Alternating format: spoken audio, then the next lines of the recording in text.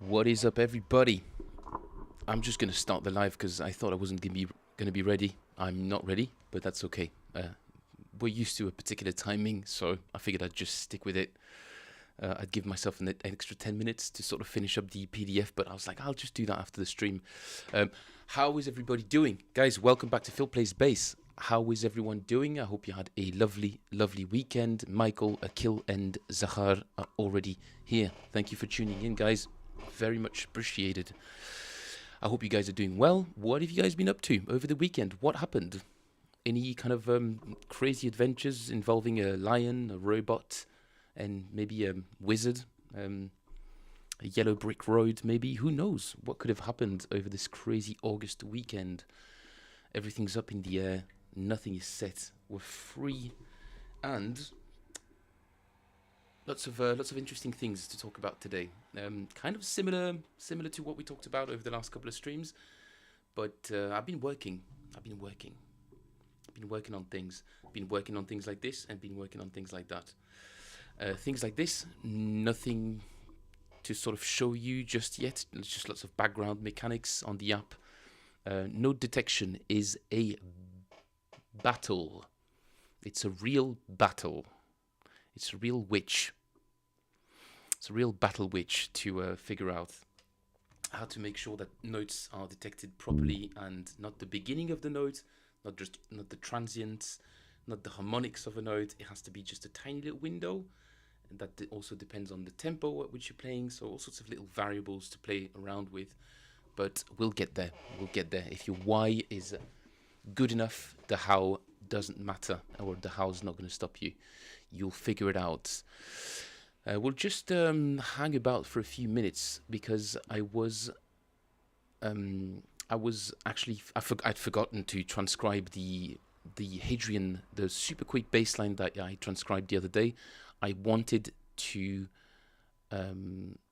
oh, Hysteria. Yeah, why not? Why not, dude? Yeah, we might check that out. It's a good idea. That little Hadrian Feraud line that we transcribed the other day, which was this one. Guys, you will remember this super interesting little technique that he's using right here. Right, that thing, right? It's about half of a bar. Yeah, it's a 3/4 of a bar, let's say. Very, very small thing, but it contains in itself just a whole world of technique that is worth exploring a little bit. I want to do a bit more practicing of this, the exercise that I talked about last, I think it was last week, or was it Saturday? Possibly Saturday, about exploding chords, playing roots somewhere low on the neck, and the rest of the chord higher up, and doing some chromaticisms in there. In fact, why don't we start with that? Because I've already done a bit of fretboard knowledge today. Might get back to it in a little while, but I'm still not convinced it's good enough yet to get on the stream. Even though I did try the other day, but might require a bit more work. Exploded chords. Let me just load up the Logic file.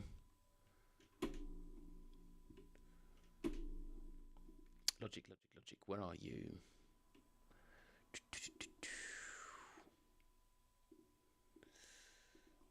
Not this one? Yes, this one. This thing. Right, this.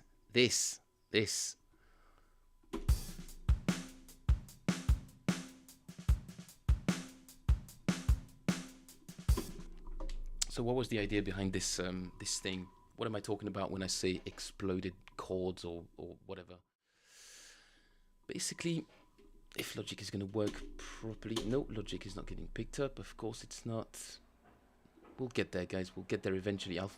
There's got to be a way for everything to just work as I start the program. But for the time being, it's not really that.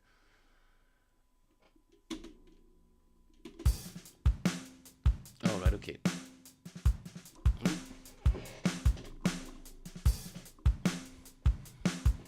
So the idea was to play, for instance, if I'm going to do a C7, play a C down here. Why is my bass not coming through? That's why. With a bit of rhythm. I'll start with the G7.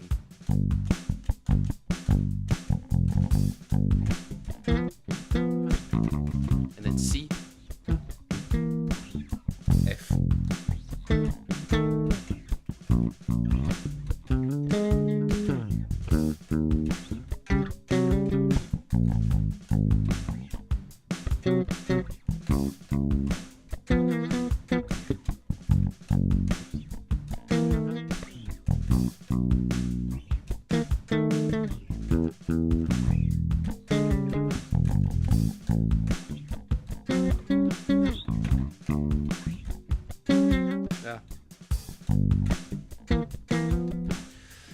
basically playing a G at the bottom and the rest of the chord up here.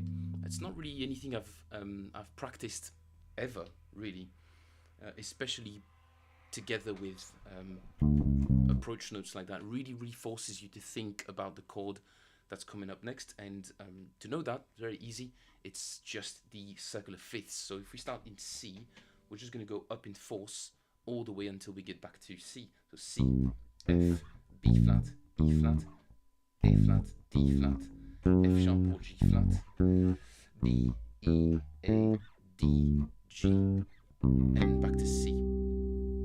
And with the help of this little drum loop, we just play half a bar of bum bum root note, and then we play the rest of the chord up there.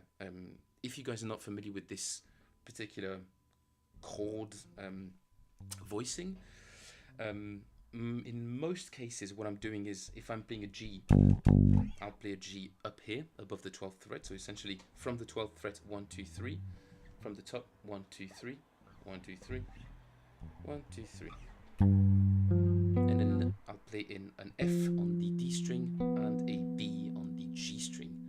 But no need for me to play the G string again, the root note again, because I've played it up here, and that's not the effect that we're going for. What we're going for is this kind of, this low, high kind of contrast that sounds super cool in certain cases, and in my case, I didn't really, never really done that in a sort of band context, and I really like it. I really love the sound of that, so I figured it would be a good, an interesting thing to practice it. So let's go for a round. What's up, Jonas? At first today, we're going to work on these exploded chords things that I talked about last Saturday, this Saturday. And then a deep dive into some of Hadrian's plucking technique and the way he positions himself as well. Super, super interesting stuff that I've realized today. After transcribing the bass line originally, I could hear a bunch of notes. Turns out they're not there. They don't exist. They're not there in the bass line. I was familiar enough with the line that I could now compare it to the video. And in comparison with the video, I was like, this doesn't work. So I had to slow it down and look really carefully at this fingering, and I figured it out. And I started transcribing it to send it as a PDF to you guys on Discord, and then I figured I might as well just start the stream. What is up, Nate? Thank you very much for joining, guys. Much appreciated. So, let's give this one a spin and see how much I mess up, especially if you got A flat, A flat, A flat fill. It's not that hard. A flat, D flat, F sharp, B. It's essentially just descending stuff, but just remembering that on the spot is just a little bit of a extra focus required. So I'm gonna give myself a little bit of a runway with this. Click would be nice as well. 2, 3, 4.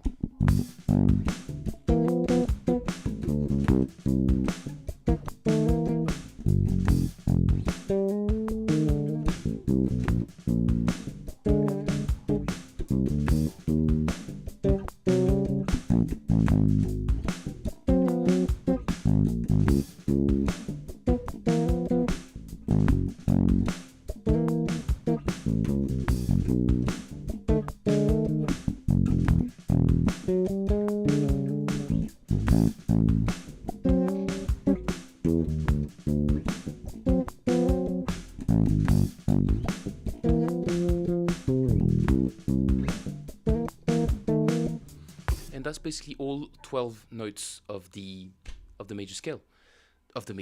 All 12 chromatic notes contained between C and C, an octave above. We've got 12 semitones, and by going through the circular fifths, we go through all of them. And what's really cool is that it is a little bit of a sequence up here. So there are some extra constraints I could put on that, which would be only play this kind of inversion, which is 1-7-3, 1-7-3, as opposed to a C, which would be 1-3-7. So I could decide to actually that I have to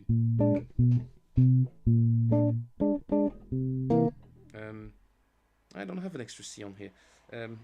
Bad example, B flat. So if I play a B flat here, it's not the same as, not quite the same as playing a B flat here. And rather than just playing descending chords like that, which is essentially what I'm doing, I could decide that I'm sticking with one of the two inversions, which would be an interesting bit of exercise. Problem is, I don't have all 12. I don't have all 12 notes up here. I'm missing just one extra fret. I think 1, 2, 3, 4, 5, 6, 7, 8. I'm missing a bunch of extra frets actually to be able to play all of these inversions. But that's cool. That's okay. Sometimes you have to play with the constraints that the instrument has on you. We could indeed mix major and minor, Jonas. That's exactly what I intended to do. Rather than just playing one chord, we could stay in one tonality for a little bit and play a 2-5-1, for instance. So if I start in G, I do A minor 7, D7, G major 7, and I can even add a sort of 3 dominant, not 3, a 6 dominant to sort of wrap it up. So instead of playing just one note, actually, I'll just demonstrate. Need to figure out a way to start this thing without. How would I do that? Oh yeah, I did that last week, and then I didn't save it. Okay, I'm just gonna quadruple up the length of the drum loop. That way, I can give myself a hi-hat to begin with. There we go. Ish. And extend that to the beginning. Okay, let's go. 1, 2, 3, 4.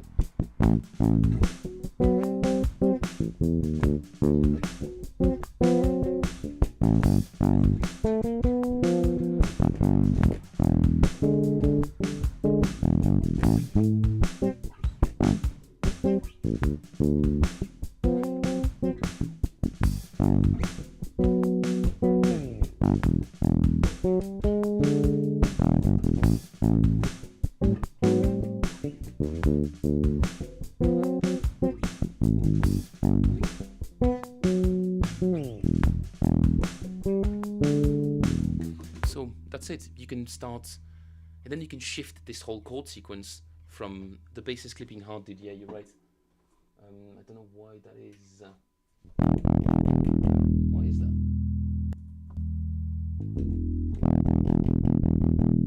There isn't even a minus 10 dB.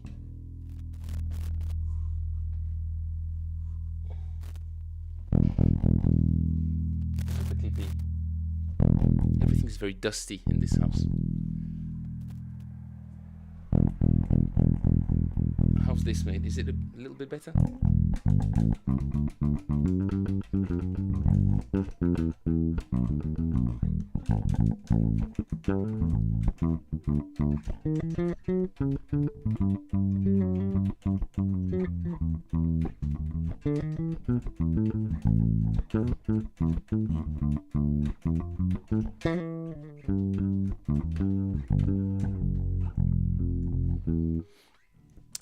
It's true, Zach. It's a good tool. The problem is that would add to the processing. It would add extra an extra bunch of processing to the signal chain, and I would have to just tweak it a lot more with OBS.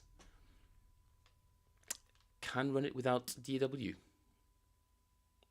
Yeah, but it would still add a bunch of processing. Whereas if I was to just run a bunch of pedals, that I wouldn't have that problem. The problem, because it has to be processed by the computer, it would add 50 milliseconds worth of processing on top on its own. But when you're streaming, trust me, dude, I've tried. It's a whole bunch more. You need a whole bunch more processing power for that. But I'll give it a punt, mate. I'll give it a punt later on. But it's a difficult thing to adjust on the fly, so it would have to be. I would have to tweak it off stream. So why don't I give this a shot? I'm gonna try and just loop a 2516 over a couple of keys, and then I'll probably mess up at some point, and I'll get an Apollo with onboard processing. Excellent point, guys. Excellent point. Yeah, there's a bunch of things I need to buy. There's a stack. There's a stack of stuff, but that's a great idea. I do appreciate that. In fact, why didn't you guys suggest that like 6 months ago? I had loads of money. I've just burned through it now. I'm broke again. When I first started the stream, that would have been a good idea. I would have maybe sort of funneled my money in slightly different ways. So I like this exercise. I'm yet to sort of figure out if it's worth putting a lot more energy into.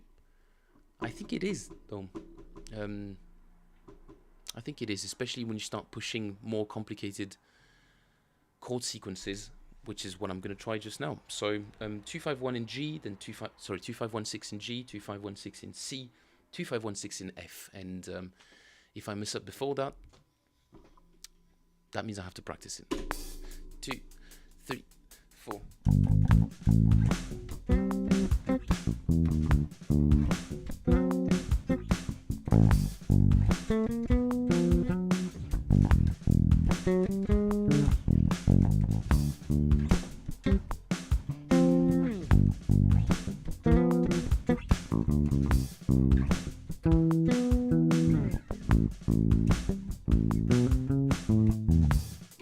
And I messed up. Come on, Phil. 251 in C. It's not that hard.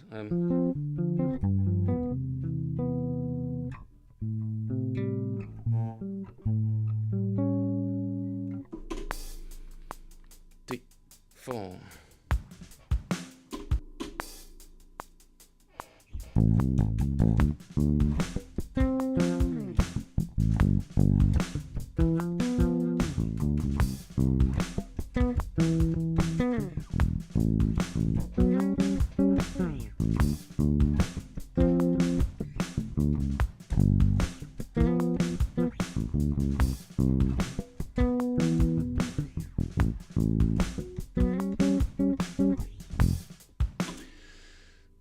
And then carry on with the 251s, essentially. So I think it's a really cool exercise. I'll have to do it a lot more off screen. Or I might just start off just playing the chords rather than exploding them first. Yeah, hookers and coke are expensive these days. Just rent and stuff, you know, feeding yourself. It's become a bit pricey. So if you guys want to buy me a coffee, link in the description below. Starting in G.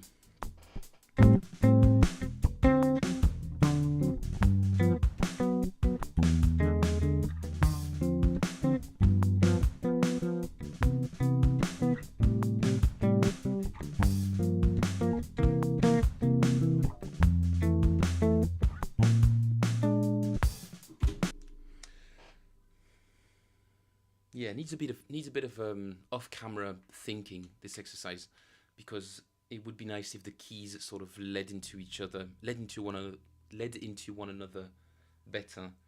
I'm an idiot, of course. Instead of playing the 6, I can just play the the root as a dominant. That way it's always going to lead to the next chord. Okay, let's try that. 2, 3, 4. Obviously start with a minor chord.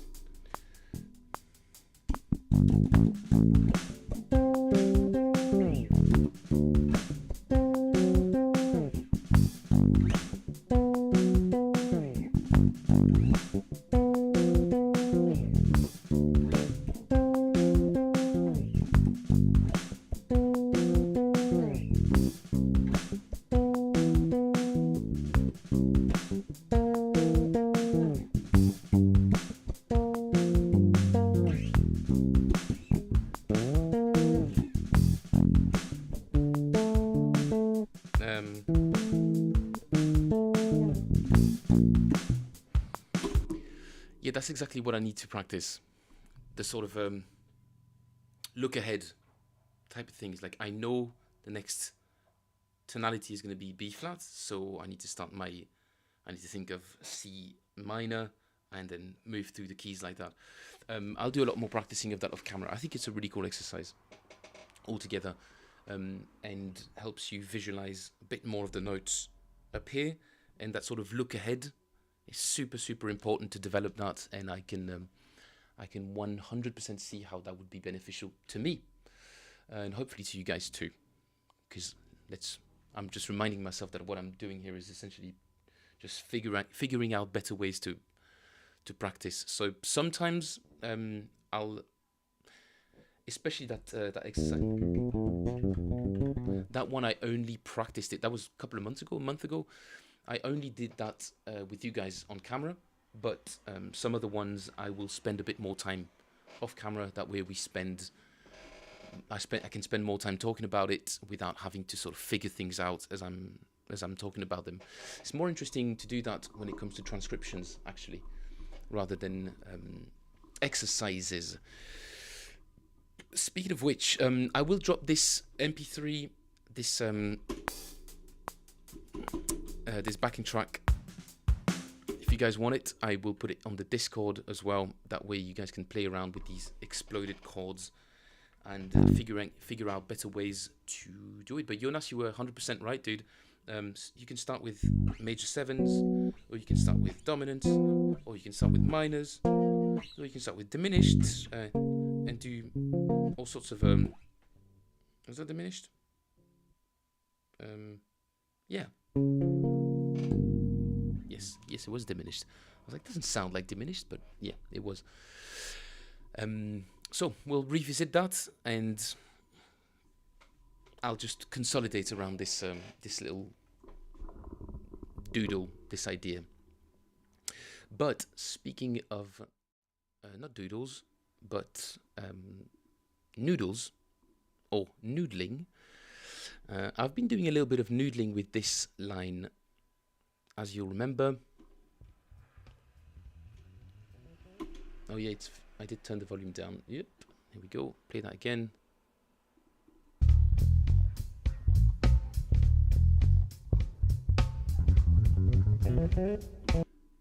Oh, it starts on the 1, doesn't it?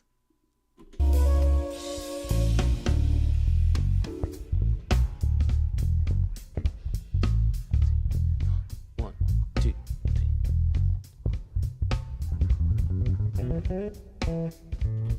Really great line, and just the perfect example of the craziness of Hadrian's technique.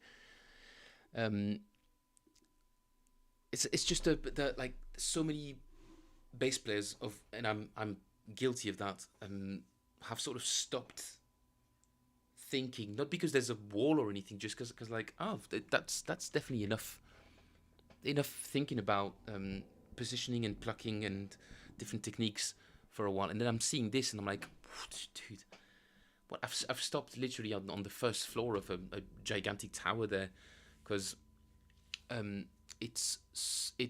this line contains a huge amount of. It's very challenging, not just because it's fast, but because it opens so many different doors in my mind about how to rethink how to play scales and how to improvise. And I love this kind of stuff. Absolutely love it. So, action cam. Zach said, I caught myself on the thought that I loved the groove more than the fast line. The groove is excellent as well, dude, for sure. I'm just using this because it's just a technique that I've never really understood. And it's not that I want to be a super fast player, but I want to know what goes on there, you know? I don't need to be able to do it. I just want to understand it. And if one day I'm required on a gig to play lots of, or it's important that speed becomes a huge component, I'd like to have that in my bag, just in case. Again, I am a just in case kind of player, which means versatility and the ability to sort of improvise and slot in really quickly was kind of my approach as a musician. I say was. That was what I wanted to do when I was in London.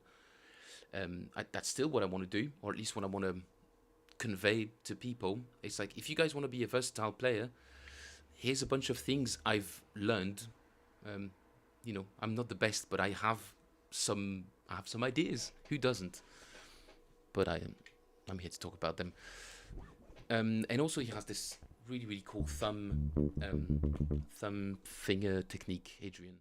That is very, very hard not to notice, but this kind of stuff.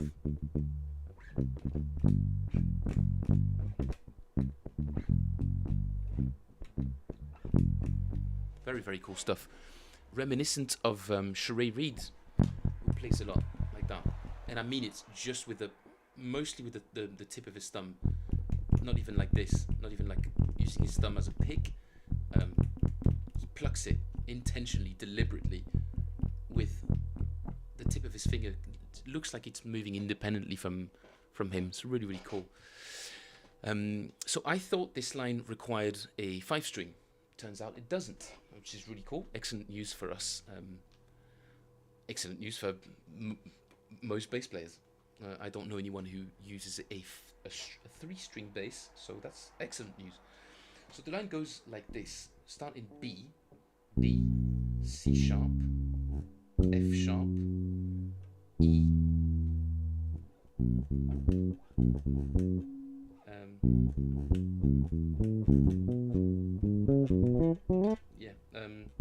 Just need to refresh my memory real quick on this one. Yeah, I think that's right. So B, plucked C sharp, and then we move index finger to F sharp, pluck D string right underneath it, C sharp, E, A, back to C sharp, F sharp, B, F sharp, G sharp, C sharp, F sharp, D, C sharp, F sharp. I got lost.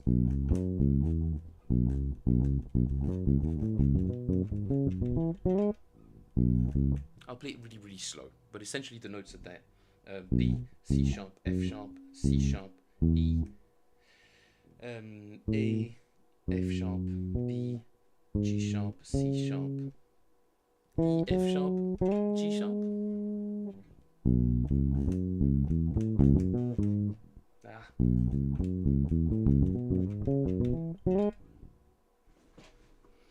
I have to go back to my friend Amazing Slowdowner. What is up, Mikey? Thank you very much for joining, Mike. Really appreciate it. I'm doing a bit of a nerd. I'm just nerding out on some of Hadrian Feraud's line. One in particular, you must have seen it. Just to do a quick little recap. This little guy right here. That little snippet right there. I was like, what is going on there? So I'm just dissecting it a little bit. How are you doing, Brooksies? How was your weekend? Were you busy? Was it crazy? Lots of disco shows? Hopefully no hair on fire, parking, lateness type of thing. What up? Let's nerd away. And nerding away, starting right now, with amazing slowdowner here in the corner, and just refreshing my memory real quick on that line.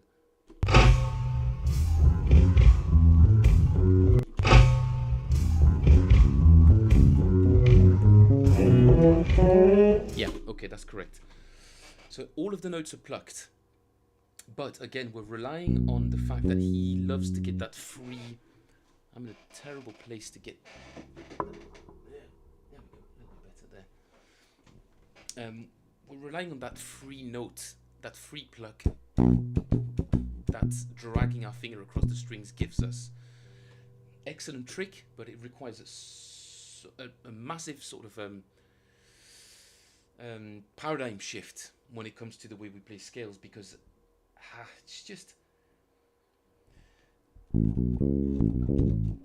even just playing a regular major scale, if you start implement a regular major scale pattern like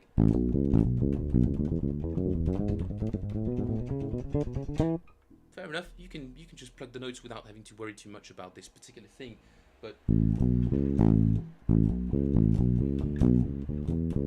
once you start implementing that in there, you kind of get that note essentially for free, because it doesn't require any more effort and allows you to sort of even propel yourself towards to help you sort of across the strings as well, which is super useful. And Hadrian has historically made huge he's not just popularized that technique, he's made it into just, you can essentially just play pretty much anything as long as you think about your fingering a lot more and the position in which you're going, all that sort of stuff. Just to open up on that line, very first one, that B to C sharp, we're immediately playing that note and we're already shifting our index finger because we know we're going to need to be in this position. So instead of doing that, he's doing it kind of halfway with his pinky, and you can see it on the video. It's really fast, and he's obviously much more proficient at it than I am, but that's essentially what he's doing. And even if some of them are not even really discernible, you can't even really hear the pitch of them, they're still there, and the effect is still present. It's kind of like, you know, one of Charlie Parker's like super lightning fast arpeggios. The notes are there if you slow it down, but the effect is really what you're going for. So even if the pitch is just about there, it's also kind of okay if they come out as ghost notes. You can kind of hear it on the if you listen to the slowed down version of it. Some of them are so short that your brain kind of fills the gap. Even if there's no pitch, you kind of make sense of the line whether you want it or not, which is kind of what I did when I listened to the line the first time. I added a bunch of, there was an A flat in there and a bunch of other things. No, it turns out it's a lot simpler than that, but played fast, the effect is more important than the actual notes. In this case, that's what I'm noticing. I'm seeing him play it, and I was like, whoa, dude, I love that sound. How do I play that?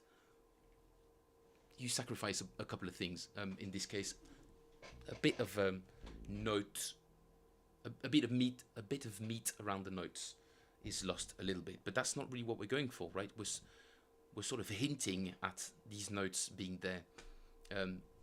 Like I said, not dissimilar to what Charlie Parker would have done on some of his super fast lines. Lots of sax players just suggests an arpeggio.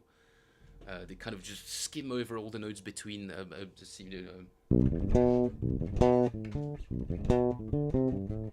Play something like that.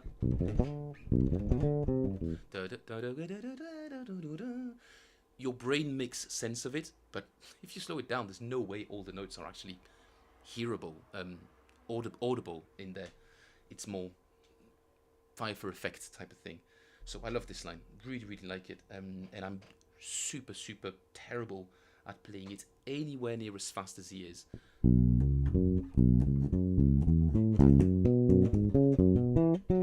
But that's essentially what it is. And speaking of using those free notes, mic is in the way. My microphone is in the way. Sorry, mics, you guys are not in the way at all. ever. There is the first one. Right there. When we go back to this one, free note, free pluck, really. Right here again, between that A and C sharp. So.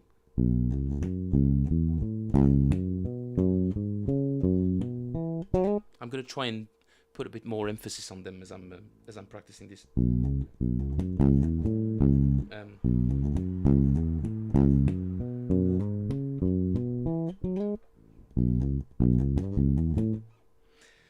And I did manage to get a little bit of it nearly at speed earlier, as I was just looping it. No, that was not it.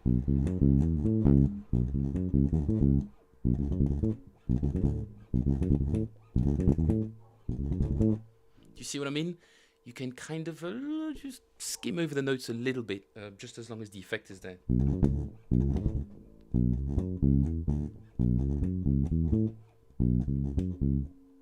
Wait, am I doing it wrong again? No, that's right.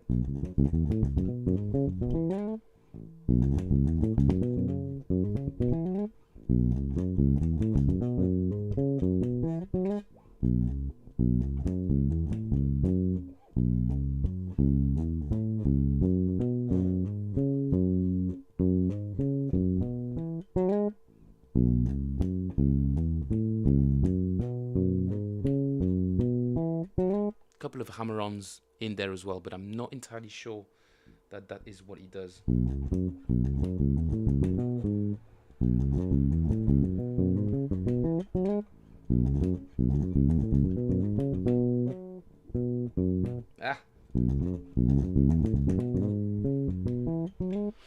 It's a really difficult thing to practice slowly because it's meant to be played at speed. So there are moments where I'm just like, oh, da-ga-da-da-ga-da-ga-da-ga-da. And then when I play it slowly, it just feels so much harder. But when you just push it a little bit beyond your comfort zone, it flows. You've got like glimpses of how it should flow with your right hand. It's very, very, very odd. You see what I mean? I can sort of get through the first half, and I'm like, oh yeah, my right hand just naturally sort of drags along it, because it is actually quite a natural movement, nearly as natural as it is strumming in a way.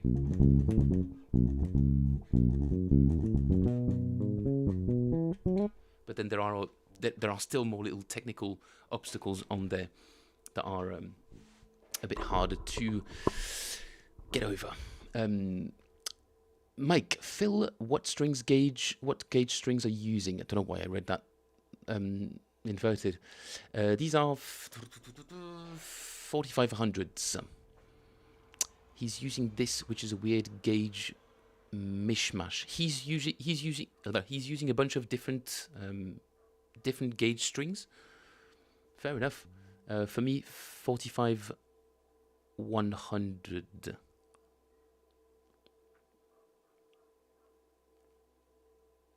Okay, is that Hadrian's little recipe? Is that his own sort of a string composition thing?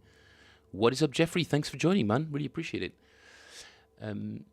Which might make the A and E easier to jump across. And he's using a Ken Smith setup like a silk feather. Absolutely. I suspect the string tension is fairly light too. Again, sounds like it. Sorry, I forgot to paste that in. No, that's all right, man.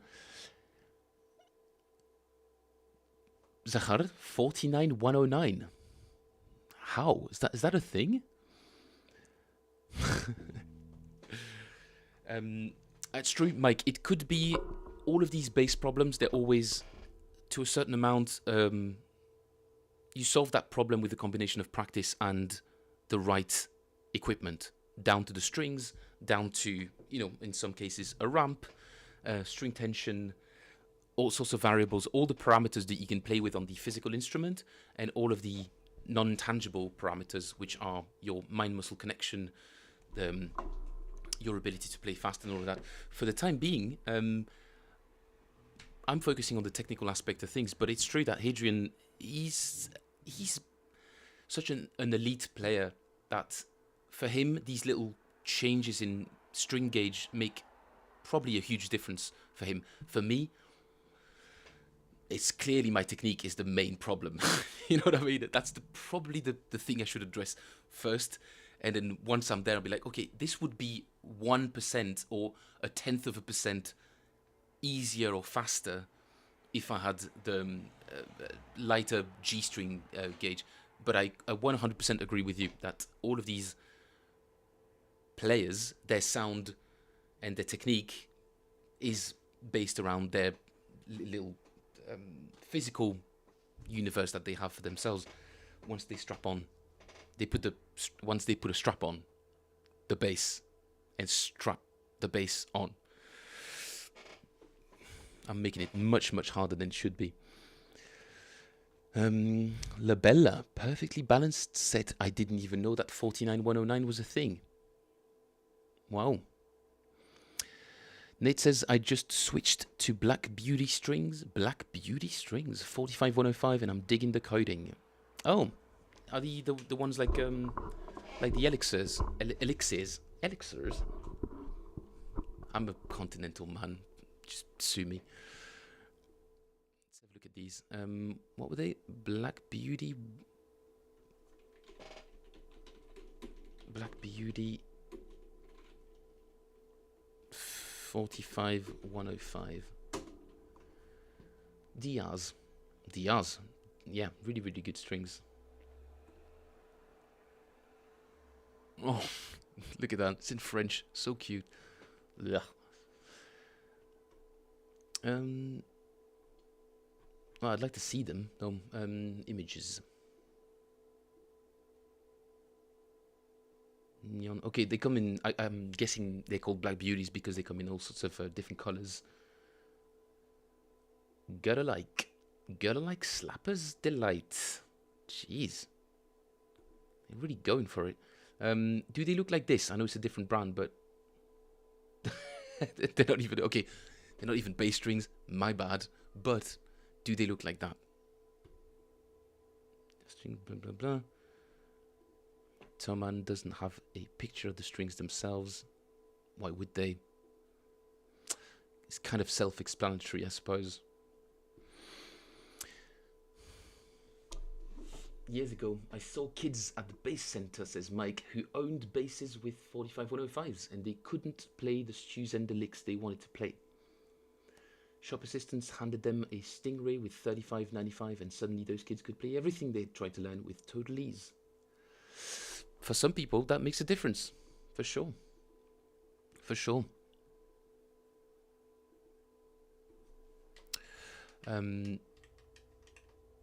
They could have picked something easier as well, to be honest.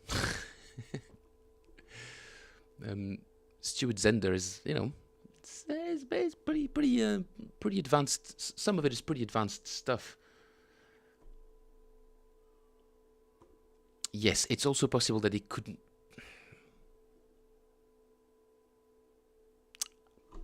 Depends, could be the instrument as well. String tension, like you said, many parameters to play with. I can only speak for myself, and I would first probably think my approach would be to consider that the problem is insufficient practice or insufficient technique.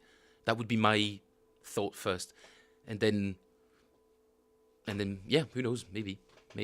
Obviously, you're never going to sound like Mark King unless you have an alembic, you know, one of these wall basses and all of that, for sure. The sound that comes out is never going to be the same on a Fender Jazz than it will be on a 1980s, whatever bass he was playing in 1986, you know. Problem comes when kids get used to light gauge, then years later join bands and the light gauge don't offer up enough bass end. That is true. That is true as well. You can open yourself up to a bunch of...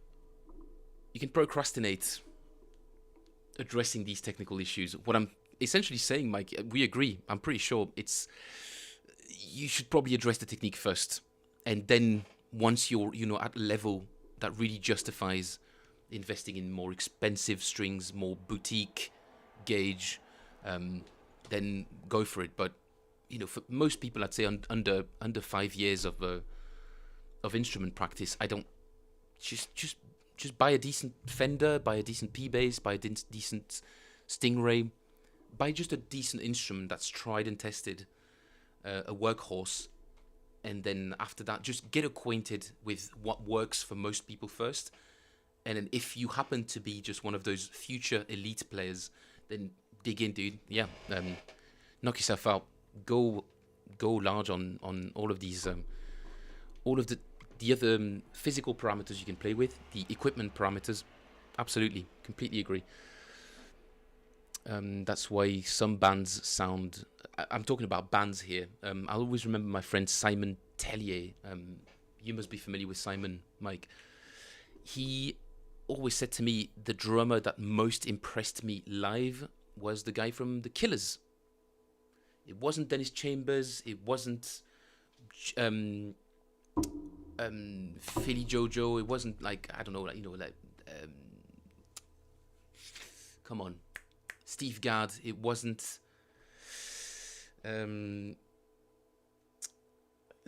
Jeff Beck's player. It wasn't like any of these famous guys, or any of these famous drummers. It was the guy from The Killers. And he was like, I don't even know his name, but I saw them live, and his sound was absolutely like just the biggest drum sound he'd ever heard. It's like, that kind of makes sense though. You know, when you get to that level, you can justifiably spend huge amounts of time in the studio or in a big freaking hangar playing with the live parameters and different skins and different mic placements and all that sort of stuff. 100% agree. Stu Zender used light gauge strings. Can we stop talking about gauge, guys? I'm really struggling with that word, apparently. Okay, fine. It's practice. Yeah. I've got to start practicing what I preach. Gauge. Light gauge strings. Philippe, can you mention you're plucking on this Hadrian lick? Are you plucking it am I plucking every note? Nearly, Mike. Let's go bike. Thank you for your question. Let's go for a cycle. Yeah, excellent, Phil. Well done. I think I might be losing my English a little bit. Let's quickly listen to that line again, Mike.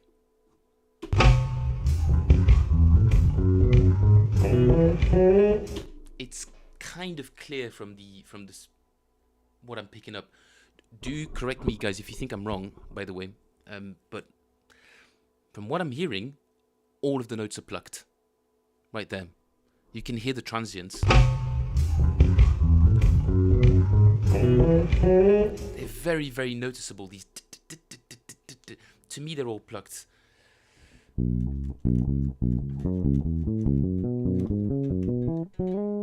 I will put all of that in a PDF after the stream, Mike, and I'll put it on the Discord for you to have a look at. I might even just record a very slowed down version of myself, but I'm still not 100% able to play. I'm still relying on my alternating instinctively, and a couple of them always slip by.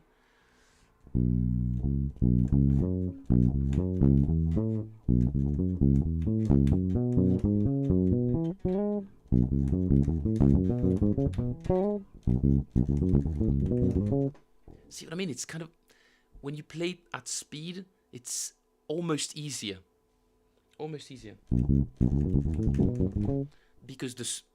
Because my then instinctively I don't do alternating so much anymore. I rely instinctively on the what's it called again? I've used this term several times already today. Not dragging. Somebody help me. What is this called again? It's called raking. Thank you, Mike. Jeez, I'm really off. Something's really off today. String skipping, but raking was the term I was looking for. Yes, raking. So I'm still relying on alternating rather than raking when I play it slowly. And it's really kind of I have to focus really, really hard to focus on raking. So, in terms of raking, where are they? Here. One rake. Rake. Rake. Rake. Rake. It's so hard for me to process and do this thing at the same time. But you start feeding it. It's a very odd. There's like a no play zone. I can't do it at a certain tempo. Very, very slowly. I can. Rake. Rake. Rake. Rake. And fast. But as soon as I start trying to inch my way up in tempo, no chance. Actually, that went all right.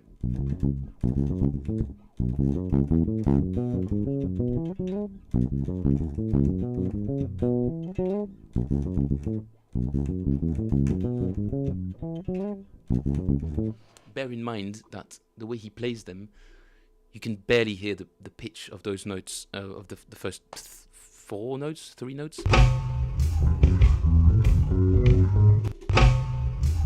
Certainly the first 2, no chance.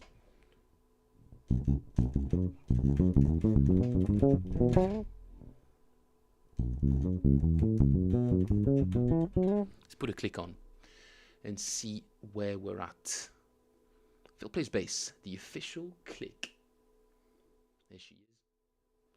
The Phil plays bass official click. Actually, I'll put it on the other one. Still working on it, guys. Still working on it, I promise. Rhythm accuracy. That might be still way too fast. I need to add a plus and minus. Actually, that's not too bad.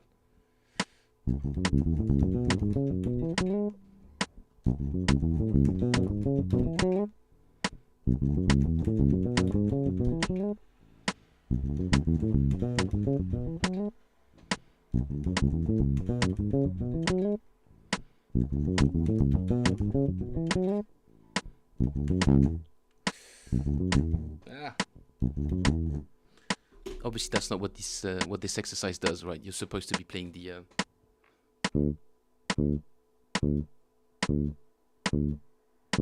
But it's still very buggy, and for some reason, it doesn't want to detect some of my notes.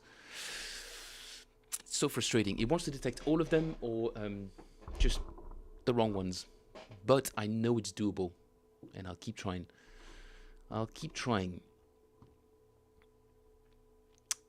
Don't forget the thumbs up, lads. Thank you very much, Mike. I always forget to mention it, or I do it first. I can't remember. It's practice makes perfect. Streaming practice makes perfect, I suppose. What else would I do? Is the click still gonna work if I stay on this page? It should. I was at was it 70? Let's put it at 70 BPM. Just gonna go a little bit autistic, guys, and run this for a couple of minutes because I like that line. It's not coming through because it's not coming through.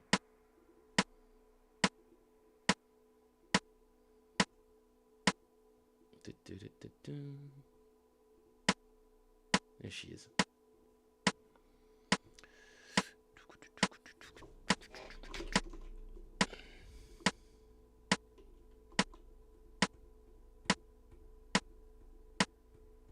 Oh, I saw some really, really interesting little bit of coding / programming that I'll talk about in a little bit.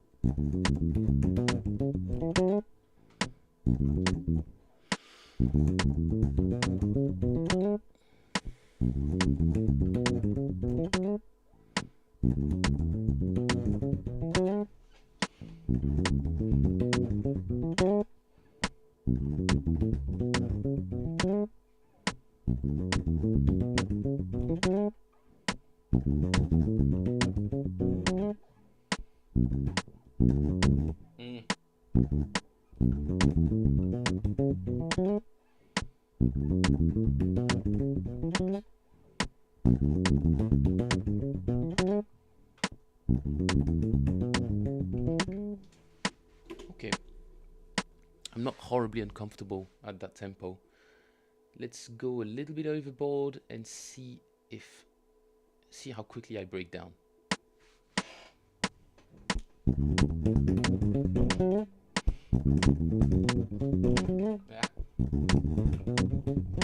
Okay, so that second part is where my technique starts breaking down.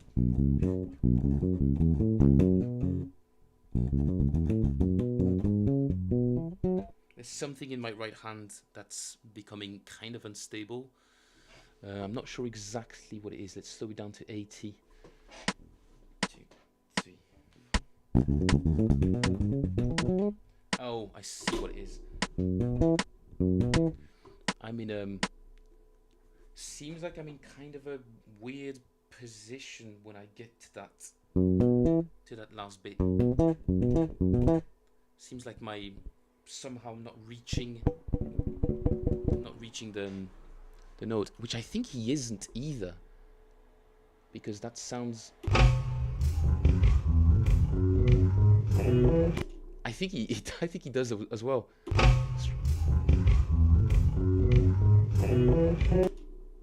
Yeah, there's something going on at the end of that line.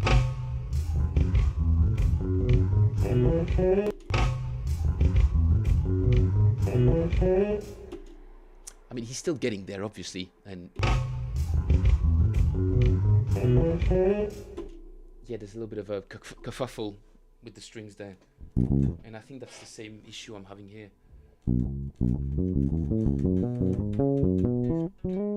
Your right hand has to, at some point, it needs to readjust somewhere.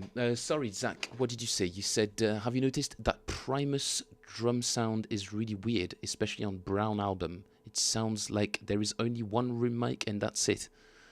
It wouldn't surprise me. That band in particular, that they would do something. How close are we to the? Okay, way too close. I've moved my screens earlier and I've messed up the layout.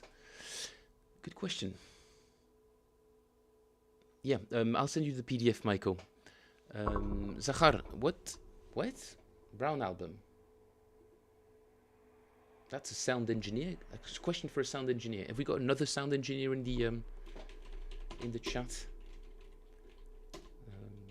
Is the album called Brown album? Or is it the one with the brown cover?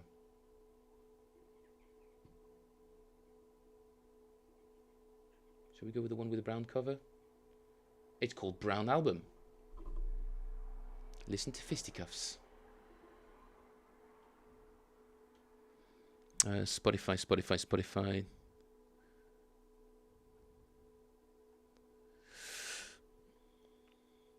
Where's my Spotify?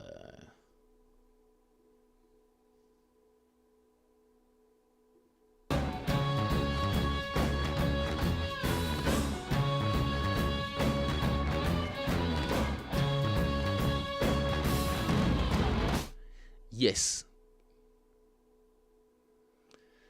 Yes, that is very weird.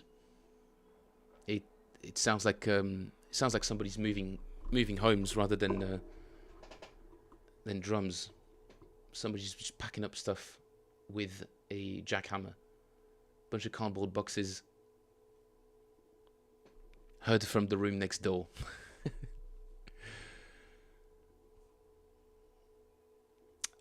Wouldn't know what to tell you, dude. I don't really know that much about Primus and how they would have recorded that album, but it does sound like an unusual technique. But again, it kind of goes with with the band. You know, it's not LA session players. It's not Toto trying to get the best snare drum. These guys are kind of just like, oh, I want it to sound like a car crash. Oh, awesome. Why don't we just record a car crash? Oh yeah, brilliant. Or why don't we record the drums inside of a truck that's on the highway, but none of the drums are attached, and you're sat on a physio bowl. It's just everything's just bouncing around. That'd be funny.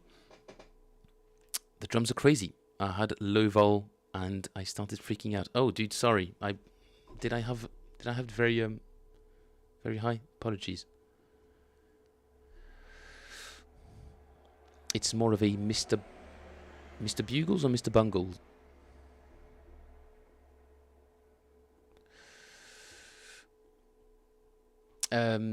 Akil, you wanted to hear something earlier. Was it Hysteria? I don't want to get too many actual songs in the stream, but I could listen to it privately and then go through the bass line. Let's see if I can actually do that. Because I think I kind of know it.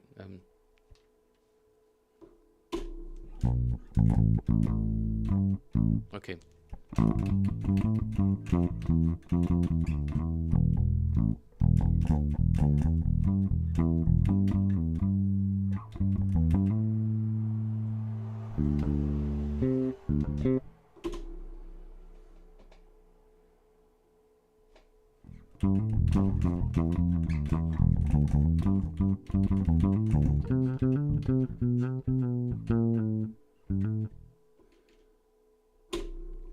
Yeah, I've heard this tune a million times, but I've never actually had to play it.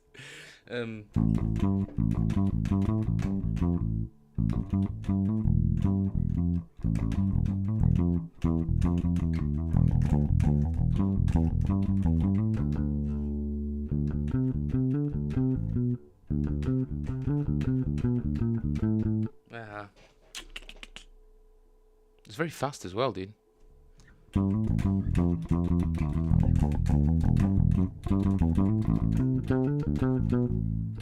Ah.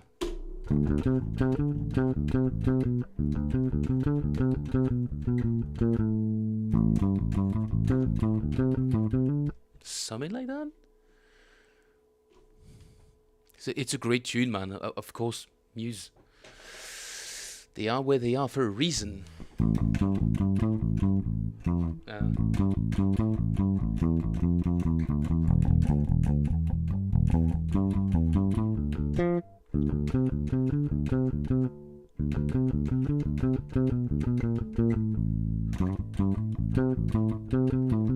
Okay, let's see if I can sort of play along to the track.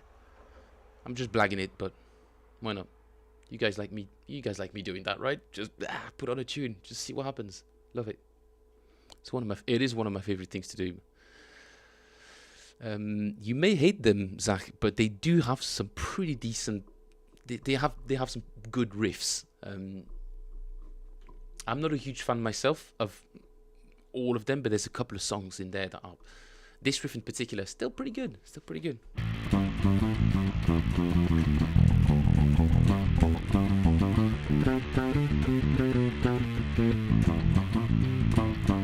Ah, okay, starts like the does it like the beginning. Okay, let me try again. It's actually just 9 seconds long, so I'm not gonna get away with it, of course not, but hey.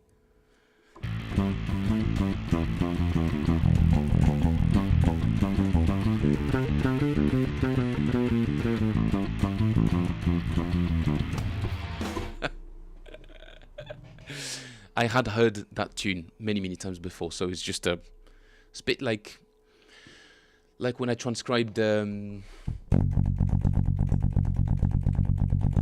Town. It's like all the pieces were there, but just not in the right order.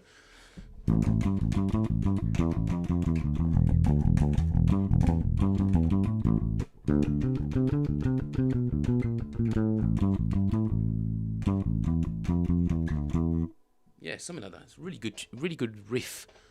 What's the other one? The super famous muse from Origin of Symmetry. What? How is that not in their top?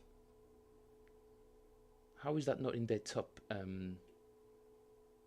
The top tunes. Origin of Symmetry.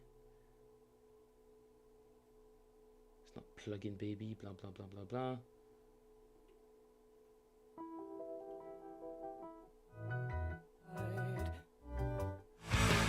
Oh yeah.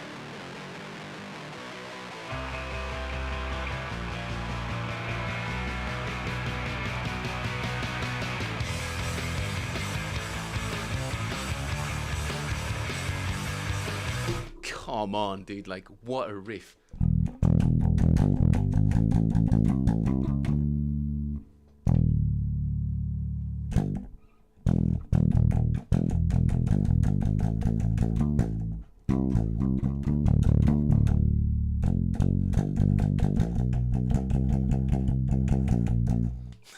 This bass is absolutely not set up for that.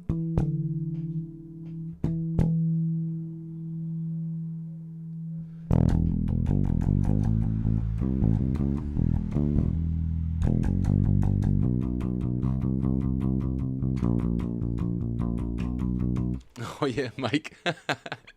We've all had this experience. Bands that think just a couple of their tunes are just like, nah, it's Bo Rap, Bohemian Rhapsody. You must have played it. It's like, wait, yeah, I learned it like for a Deb gig 3 years ago. But Jesus, thanks for the heads up, guys. Bohemian Rhapsody and Hysteria. These two. Always nice when the singer just goes, oh yeah,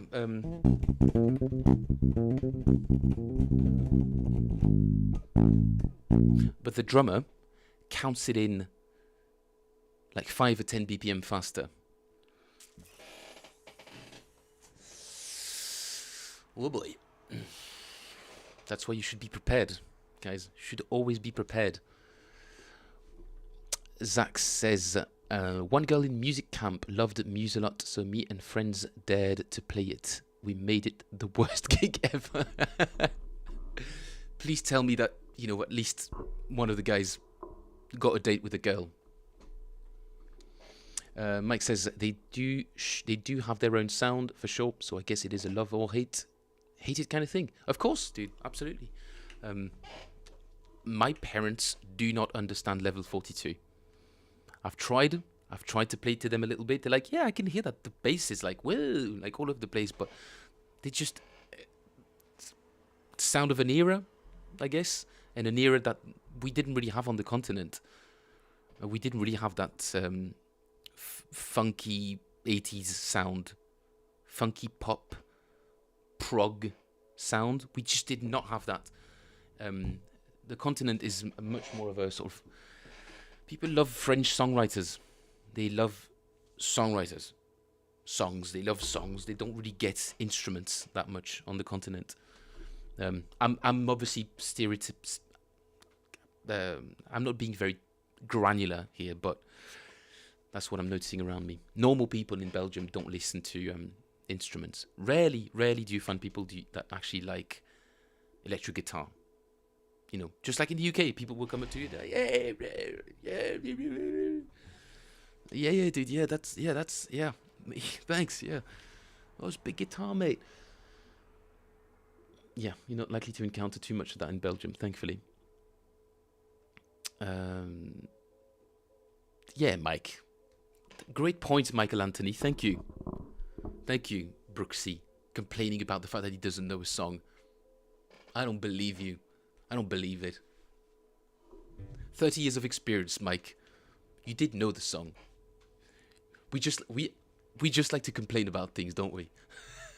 I'm the same. I'm just like, oh, that song, guys, that song. Ugh. All right, I guess, yeah.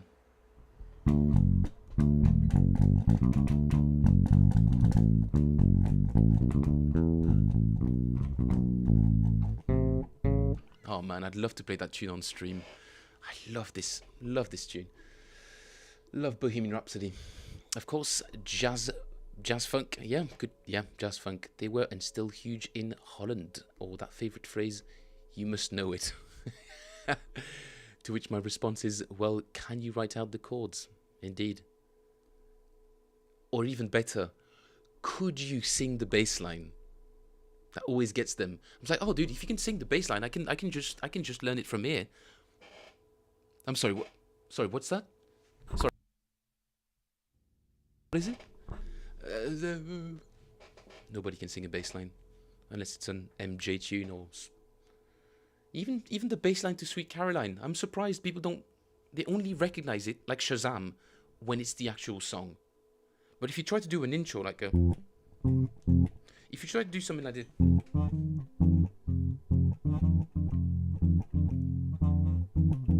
you know what I mean? I'd worked it out at some point in the past where it was part of a set list, and I would start playing that intro, and people just look at you like they've never heard this tune before, and then oh yeah, okay, get it, yeah, it's the thing, it's the intro, guys. Recognition. I didn't get into bass playing for recognition. I got into bass playing because I thought I'd get recognition. Kidding. Spotify generation. I'd say my age, Mike. Sort of pushing 40. Music is free. It just happens. No skill involved, obviously. Of course. It's just, you either have it or you don't. And that's one of the reasons why I like doing this stream, Mike, is because, I'm kind of terrible at a whole bunch of things on the bass. And I'm being terrible at these things publicly, which I kind of like. It's terrible for my career, but what career? There's no career to have in Belgium, so why don't I just practice and just mess up and hopefully evolve, and people who got on the, on the ground floor, like Michael, Nate, Zachar, Akil, and you, Mike, you'll see the progression. Or you'll see no progression, in which case the general public was right. You either have it or you don't. We'll see. Phil is indeed over 25, and he does use moisturizer. Not very good moisturizer. I did just jump out of the shower before the stream, hence why my hair is always kind of like a weird afro, Belgian fro. But yes, I'm glistening because I use moisturizer. Indeed.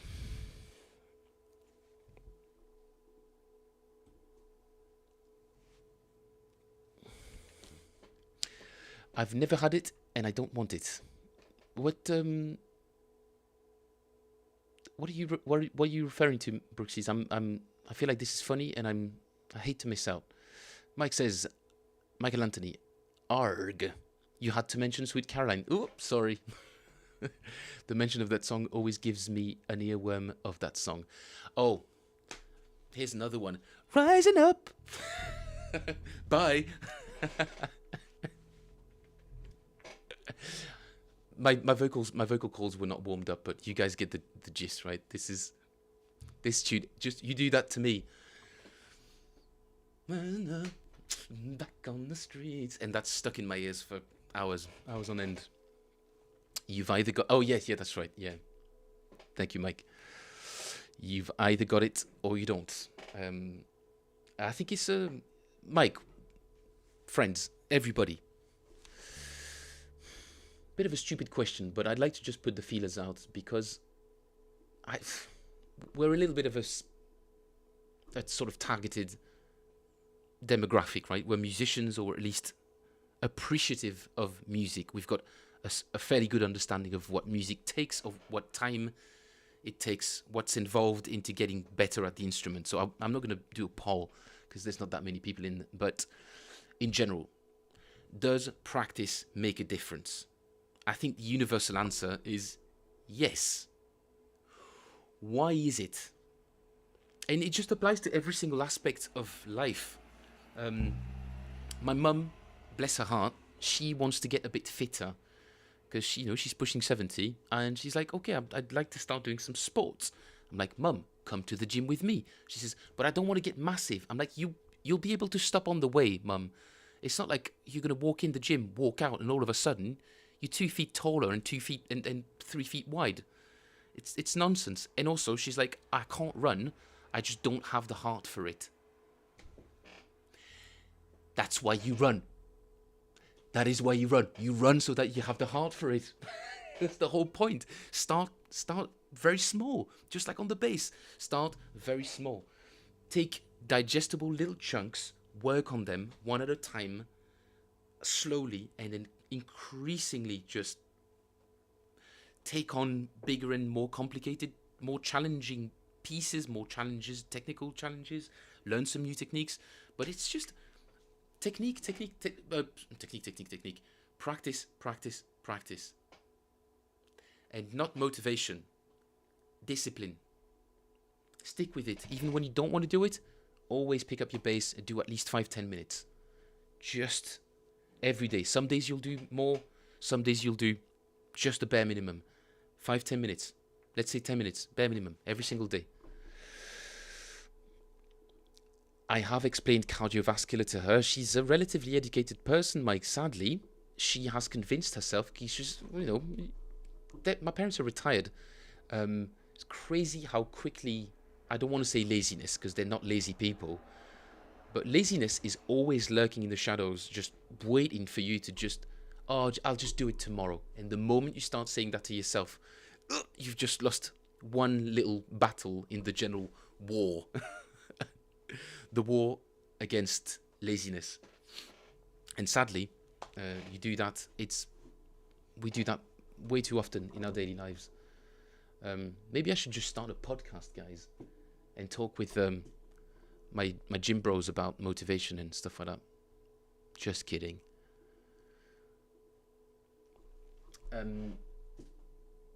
Yeah, for sure. I think she's just very shy, and most people are, right? A lot of people we call them bedroom musicians, right? For a reason. It's kind of the same thing. People don't like to expose themselves and do things in public that they'd rather, they're a bit ashamed of their performance.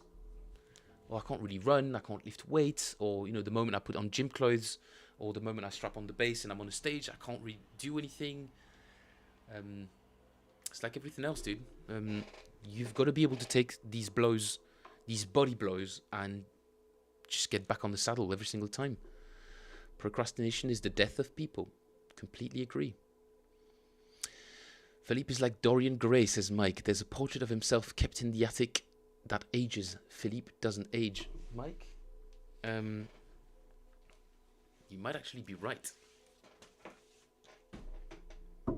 Legend has it that there is a portrait of me somewhere in this room.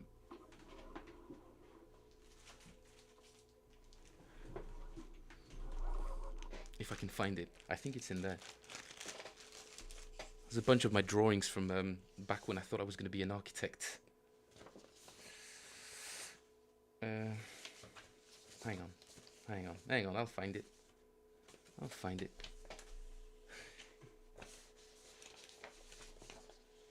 Just a bunch of practice drawings. Oh, there it is. That's my brother, dressed as kind of like Sherlock Holmes character. He does actually look like that. He doesn't have these big dark bags. I'm pointing to the wrong camera, silly me. It does actually look like him, I promise. But hey, look. This was me just a little bit younger. I'm trying not to bend the... I do have a massive forehead on that picture, but that's me. With an actual haircut. So that might be the thing that's keeping me young, Mike. Who knows? Who knows? Do we believe in magic? No. We believe in practice. Alright guys, enough rambling for one day. I'm just going to go a little bit autistic again and practice that little line. Oh my god, this is going to take me ages. Never mind. I'll take care of that tomorrow. Guy proceeds to immediately not follow his own advice. This silly little AI line that was generated for us the other day, and I really like it. I really like it. I feel kind of conflicted about this whole AI thing, because some of the stuff it comes up with, although a little bit on the generic side, nobody owns it. Well, technically Suno does, I suppose, but they're not claiming on YouTube just yet. So, Mike, something to explore, dude. Be interesting to pick your brain about that as well. Obviously, less relatable for the public to just play around with AI music as a practice helper, as an aid to practice. Sorry, I should have said it the right way around. What are your thoughts about that? Because I did it a couple of times, and I really, really like the sort of authenticity that it forces you to exhibit. Because it's clear that you've never heard the tune, it's being generated right in front of you, and then you just try and pick it up on the spot. And I'm like, oh, this is an interesting avenue to explore, I think. What do you think about that? Open question. If you're still here, Mike. If not, that's totally fine. I will send you a message. And actually, maybe we could get you on the stream, and we could have a little not a debate, but bash our brains together and see what comes out. I mean that in an absolutely positive way. All right, you guys are familiar with this line, aren't you? I will turn the volume down.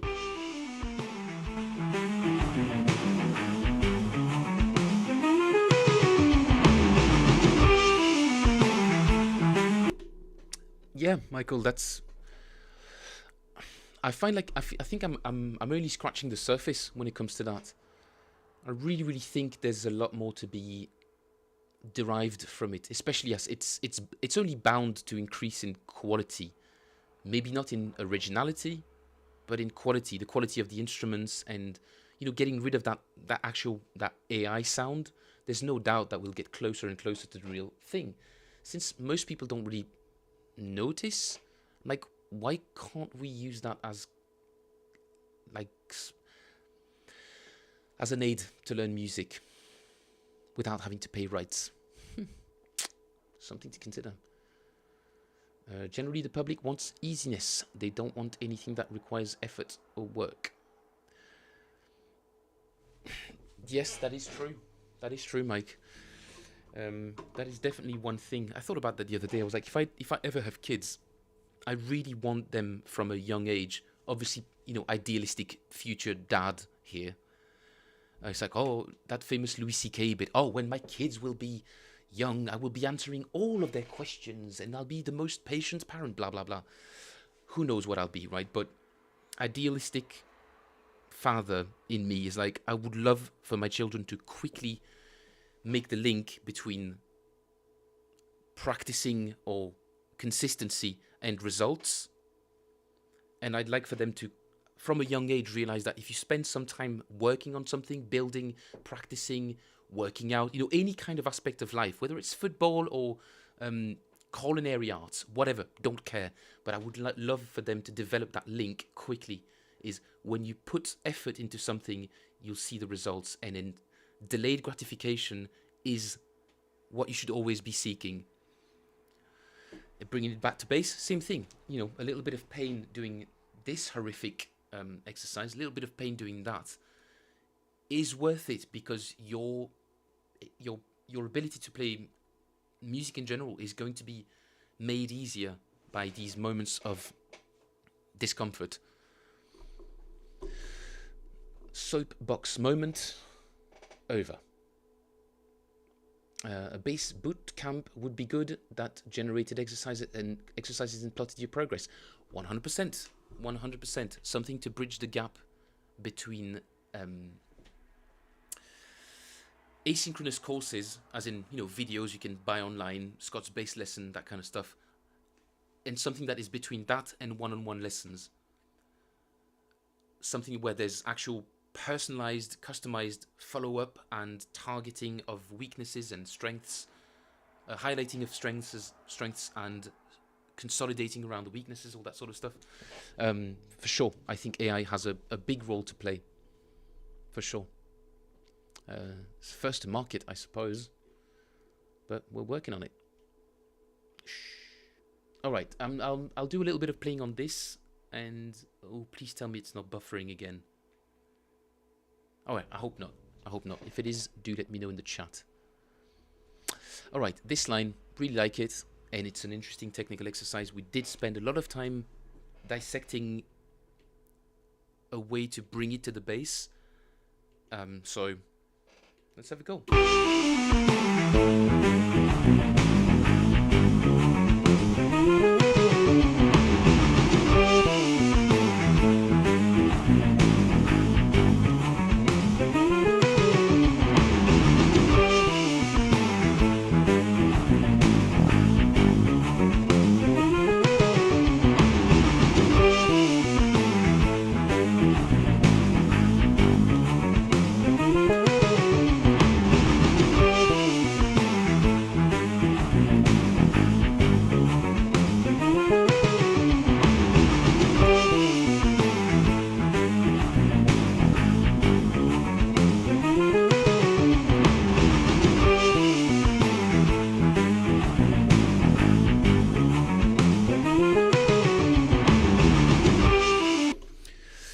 I know when my technique is breaking down, but I just want to make sure.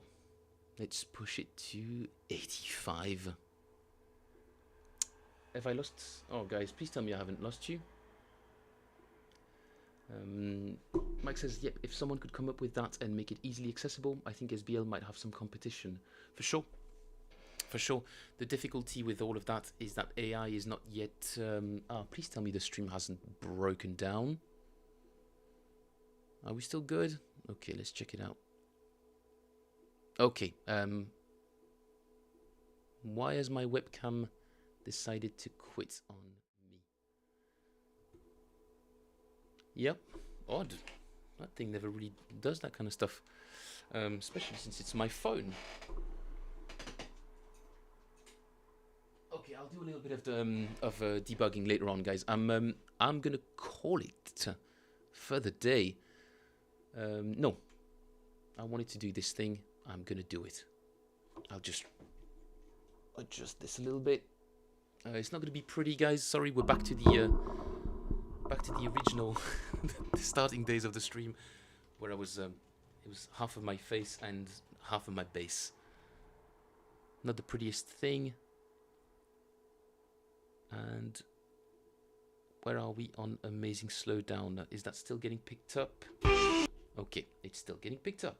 Lovely. Quite aggressive sound though. Right, I'll see how I'm doing at 85% speed.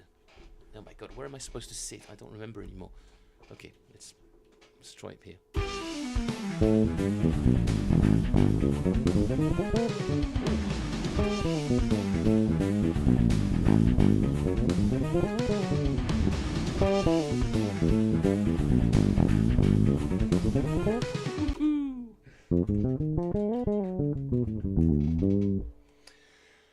And now that I've demonstrated that I can't play this, I'm starting to think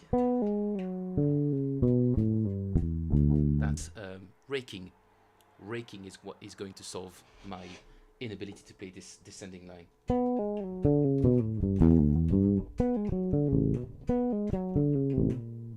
No doubt, raking is going to make it easier.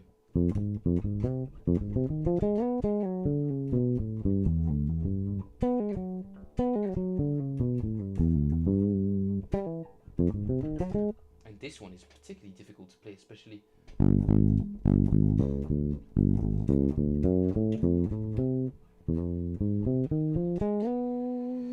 Or there might be some other magic trick that I could insert somewhere there.